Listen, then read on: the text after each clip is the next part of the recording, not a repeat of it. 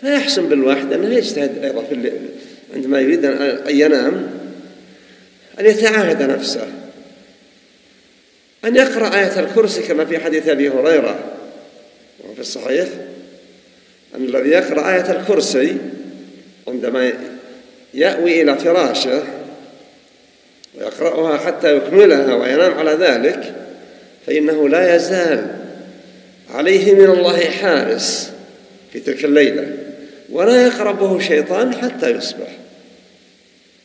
يعني أمور خيرة كثيرة جعلها الله جل وعلا معينة للمؤمن في دفع المكروهات وجلب المسرات واستحصال الحراسة عليه في ليلة.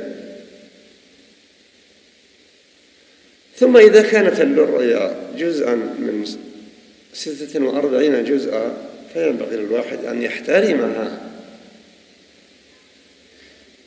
إذا رأى ما يسره ويفرحه لا يخبر به إلا من يطمئن إلى محبته له وأنه يحبه هو أيضا.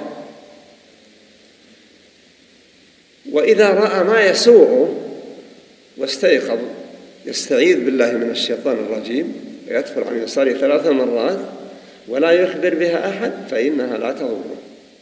فيحسن بالواحد أن يكون متعاهدا لنفسه في الأخذ بالأسباب المعينة على دفع المكروهات واستجلاب المسرات والتوفيق بيد الله جل وعلا.